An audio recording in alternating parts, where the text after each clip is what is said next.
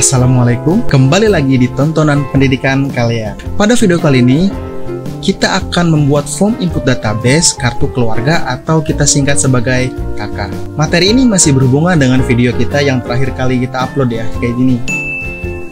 Nah, bagi kalian yang baru ketemu channel ini, selamat datang dan silahkan subscribe dan tekan tombol notifikasinya biar kalau ada video terbaru kalian bisa tahu.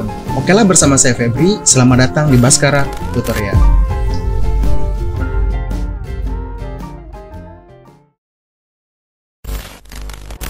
Pada video kemarin, kita sudah membahas bagaimana cara membuat database penduduk. Nah, sekarang kita akan melanjutkan dengan membuat database kartu keluarga. Yang pertama kalian lakukan adalah menyiapkan sebuah sheet dengan nama pasangan. Atau saya singkat menjadi PSG ya, bukan SPG. Selanjutnya, kita siapkan apa saja yang termasuk di bagian ini. Kita mulai dengan nomor, ID, nomor kakak, nik suami, nama suami, nik istri, dan nama istri. Itu syarat utama untuk membuat kartu keluarga. Nah, seperti yang kita tahu, setiap keluarga hampir 95% itu memiliki anak. Maka dari itu kita tambahkan tempat untuk anak. Oke, kita tambahkan maksimal 10 anak yang memiliki 10 nik. Jadi kita buat seperti ini.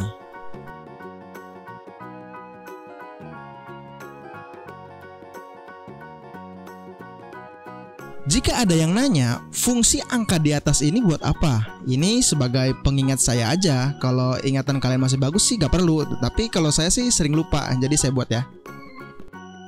Setelah itu apa lagi? Nah, setelah ini kita buat sebuah user formnya. Mari kita skui ke menu developer ya. Buka Visual Basic. Nah, mari kita buat sebuah user form baru. Kemudian kita atur dari mulai nama user form. Saya rubah menjadi pasangan.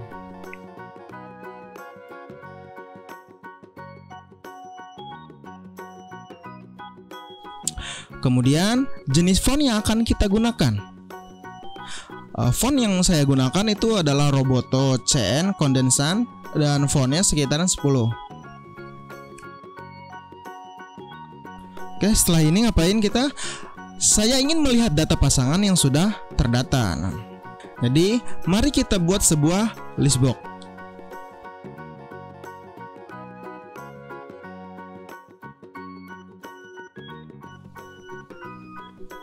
Kemudian kita ganti namanya menjadi listbox PSG. Lanjut dengan membuat tombol cek di sebelah kanan. Saya buat frame terlebih dahulu, kemudian saya kosongkan captionnya, terus buat sebuah tombol dengan nama cek.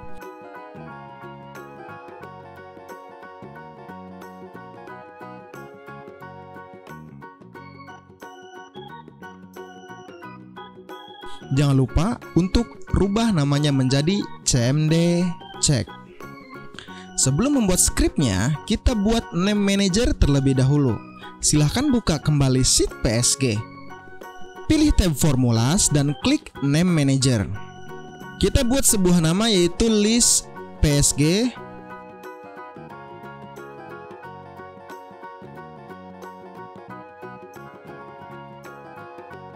Terus di bagian rumusnya kita buat sama dengan offset, pilih B3 titik koma 0 titik koma 0 titik koma konta, pilih B yang di sini kemudian klik. Setelah itu tutup kurung min 1 titik koma 28. 28 dapat dari mana? Karena kita mulainya dari sini ya, bukan dari sini. Maka kita mulai 28 dari sini mulainya. Setelah itu enter atau oke atau checklist atau apapun itulah ya. Nah, selanjutnya buka menu developer lagi, kemudian kita double klik tombol cek ini. Dan kita buat VBA code-nya. Listbox PSG .raw source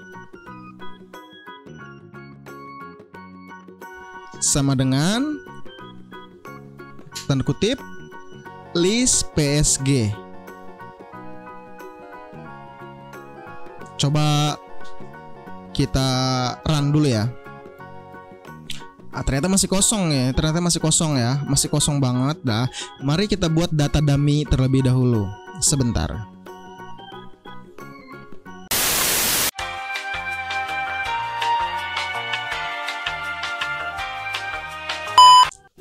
Oke, mari kita coba lagi.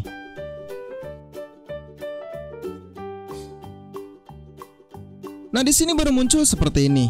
Nah, kita setting list box-nya, yaitu masuk ke developer, kemudian kita klik list box-nya yang ada di sini, dan di propertinya kita rubah kolom head menjadi true dan kolom count-nya menjadi 28. Seperti offset aja gitu tadi ya.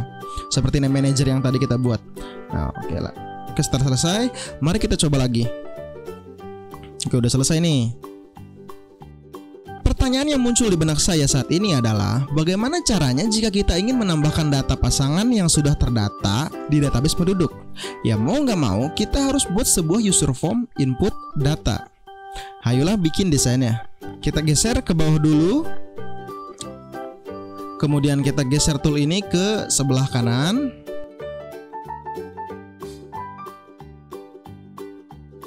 Nah, di bagian yang kosong di sini kita lanjut membuat sebuah list box untuk menampilkan database penduduk yang pernah kita buat.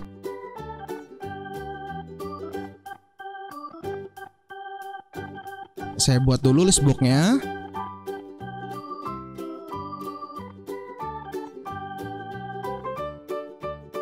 Kemudian saya rubah namanya menjadi list box bentar, saya rubah namanya list box PDK aja. Mari kita tambahkan skripnya di tombol cek yang ini. Kemudian tulis listbox pdk .row source sama dengan kutip list underscore penduduk, kutip lagi, dan set properti listbox-nya ya. Kolom head menjadi true dan kolom count-nya menjadi 22. Oke, kalau ada teman-teman yang nanya itu list penduduk dapat dari mana? Nah, itu name manager yang saya buat di video sebelumnya. Dan jika belum, silahkan buatnya. Hampir mirip caranya seperti yang pertama tadi. Oke, lanjut ya. Mari kita tekan run sub dan periksa sudah benar.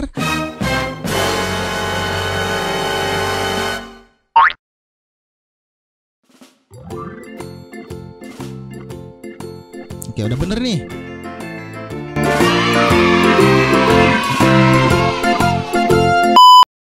Yang saya butuhkan untuk input data pasangan ini cuma 3, yaitu nomor kakak, nick, dan nama penduduk. Karena dari awal sheet yang kita gunakan cuma memasukkan nick, nama, dan nomor kakak, maka saya butuhnya cuma 3. Jadi saya buat 3 text box. 3 text box ini yang bertujuan untuk menampilkan nomor kakak, nick, dan nama dari data yang berada di list box yang di sini. Yaitu list box penduduk ya.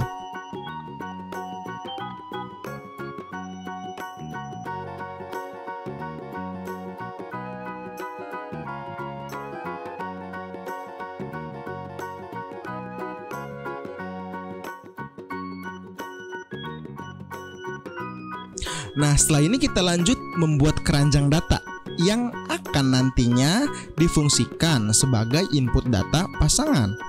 Kita geser list box penduduknya.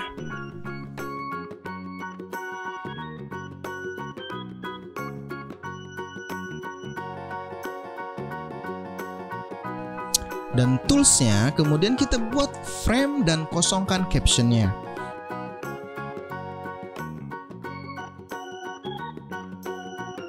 Dan buat sebuah label.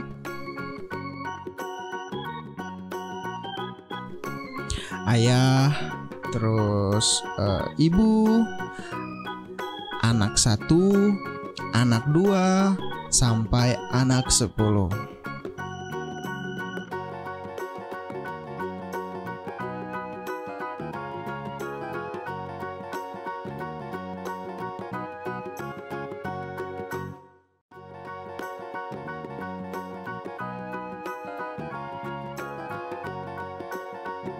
Kemudian kita tambahkan multi-page dan rename menjadi nama.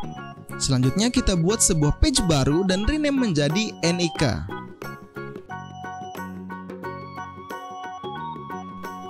Nah, setelah itu kita di page 1 ini kita masukkan text box-nya sekitaran 12 text box ya. Karena di totalnya 10 anak dan 10 maksudnya totalnya itu 10 anak dan 2 orang tua.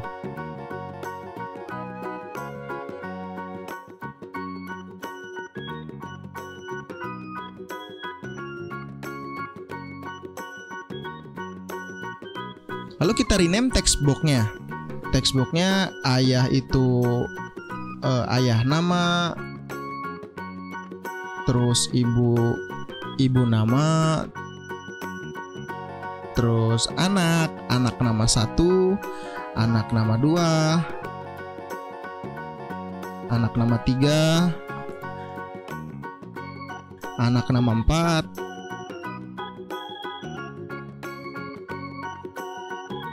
anak nama 5, 6, terus 7, 8, 9, dan 10.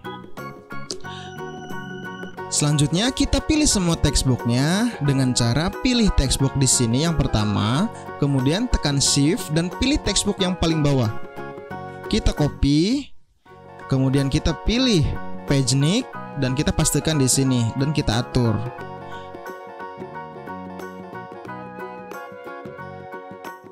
Selanjutnya kita rename. Ayah itu nick ayah, terus ibu itu nick ibu. Terus dari anak 1 sampai anak 10 kita buat nick anak 1, nick anak 2, nick anak 3 dan seterusnya.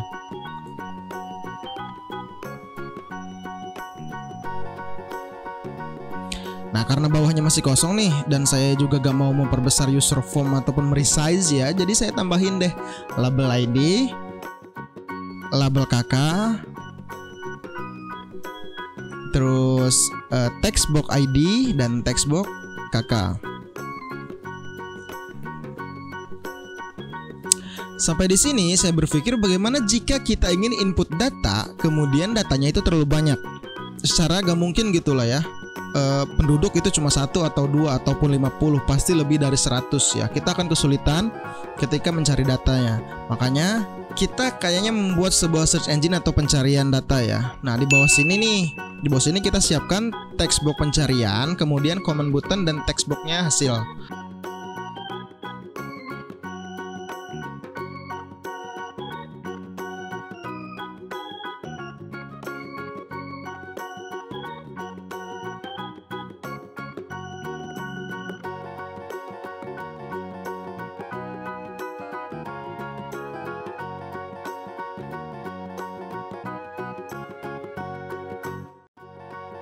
Nah, di sini textbox ini berfungsi untuk mencari data mulai dari ID penduduk, nick penduduk, kakak penduduk, dan nama penduduk yang ada di list box penduduk di sini.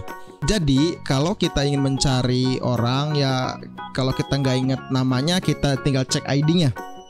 Kayak gitu, ID atau nick atau kakaknya, maka akan muncul kayak gitu.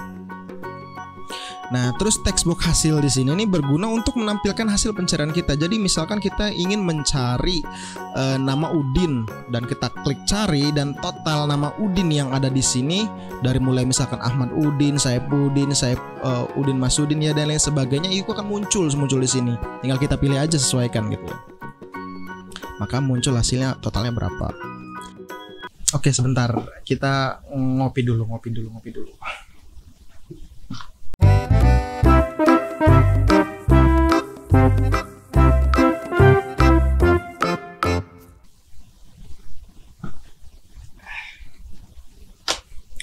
Oke, kita lanjut lagi.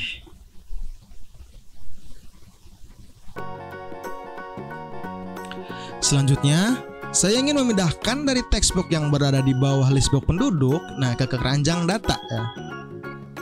Keranjang data itu seperti apa? Keranjang data itu yang ini yang saya sebutkan pertama.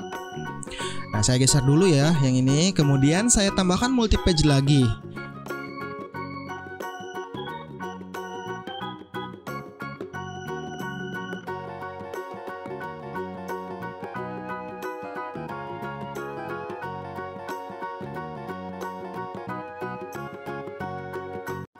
Page pertama saya isi dengan command button. Command button ini isinya ada ayah dan ibu. Saya rename command button ayahnya itu cmd ayah, dan kemudian ibu itu cmd ibu. Kemudian lanjut ke page 2. Saya buat yang kedua sampai 6 aja, gak usah sempit-sempit ya. Anak 1, anak kedua, anak ketiga. Kita rubah dulu ya namanya menjadi cmd anak 1, cmd anak 2, cmd anak ketiga, cmd anak 4, cmd anak kelima, sampai 6. Sedangkan ada 10, kita tambahin lagi satu lagi ya karena gak muat ya. Kita tambahin lagi page 1 lagi menjadi ayah anak ke-7, anak ke-8, anak ke-9, dan anak ke-10.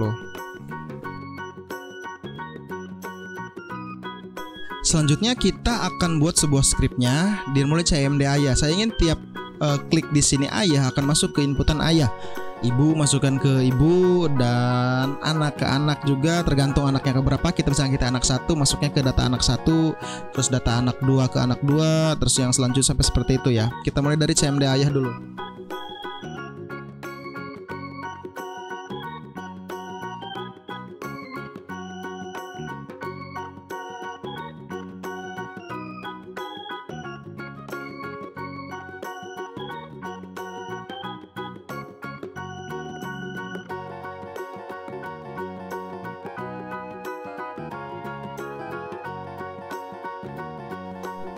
Oke, saya jelasin dulu rumusnya ini apa maksudnya. Nah, misal box Nix yang ada di sini, box kakak yang ada di sini, dan box nama yang ada di sini kosong, kemudian message boxnya yang akan muncul data masih kosong. Jadi ketika kita klik cmd ayah ini terus datanya masih kosong, maka akan muncul di sini.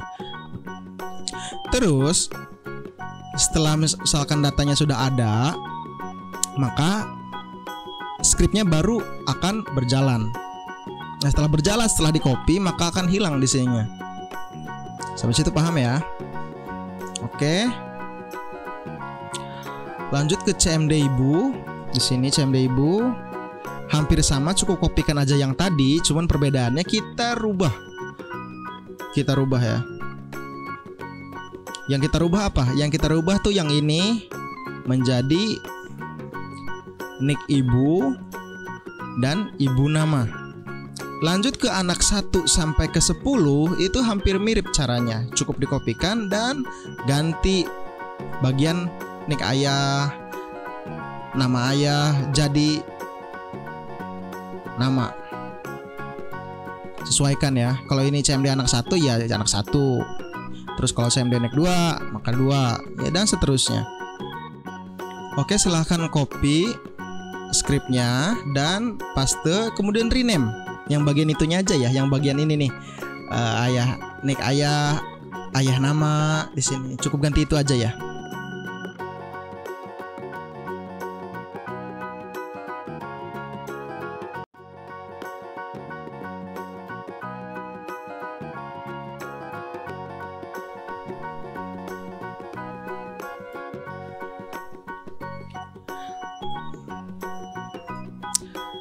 Oke, setelah semuanya selesai, kita buat tombol simpan dan rename.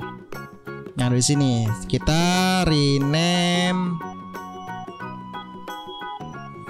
menjadi cmd simpan. Nah, dan sebuah text box tanggal. Nah, fungsinya apa sih nih? Jadi fungsinya ini tiap kita input data, kita tahu data ini kapan masuknya. Nah, biar otomatis muncul keterangan waktunya. Nah, kita buat sebuah script, buka view code dan tulis.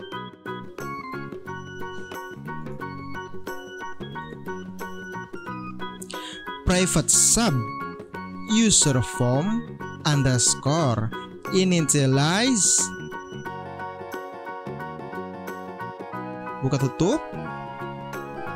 Terus tanggal dot value sama dengan now, buka tutup, and sub.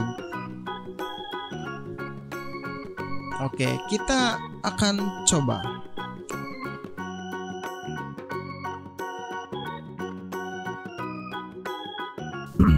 Nah, untuk memunculkan ataupun memindahkan data yang ada dari list box ke text box yang ada di sini, saya sudah siapkan skripnya. Jadi silahkan kopikan skripnya. Jadi cukup double klik di sini, klik di sini, kemudian dikopikan aja skripnya seperti ini.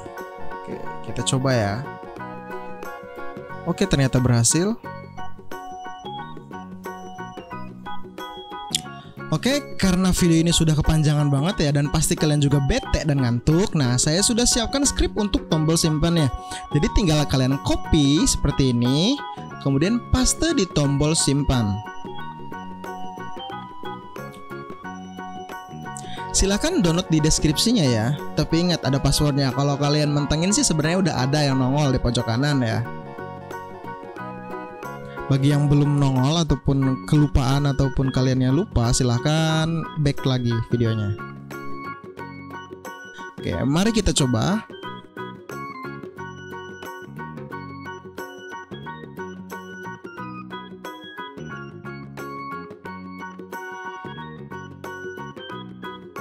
Oke, dan berhasil. Nah, gimana punya kalian?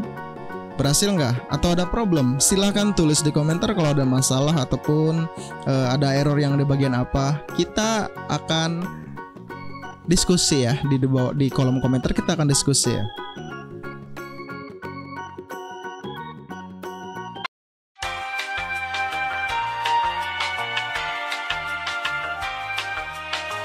Untuk sementara video ini sampai sini dulu ya, karena panjang banget dan pasti kalian juga bete dan ngantuk ya nonton video ini. Video selanjutnya nanti kita akan membuat sebuah tombol cetak dan tombol edit, terus tombol hapus, terus kemudian tombol reset.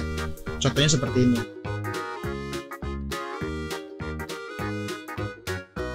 Saya sudah buat lengkap, tinggal saya bikin tutorialnya. Jadi kayak gini contohnya, kayak yang di atas nih. Sebelum pergi, bagi yang belum subscribe, silahkan subscribe terlebih dahulu dan tekan tombol like-nya jika video ini sangat bermanfaat ataupun kalian suka dengan video ini. Kemudian silahkan bagikan video ini ke teman-teman kalian biar semua juga bisa belajar bareng ya, bareng-bareng kita di sini. Oke? Cukup sekian dulu. Terima kasih dan sampai jumpa di video selanjutnya.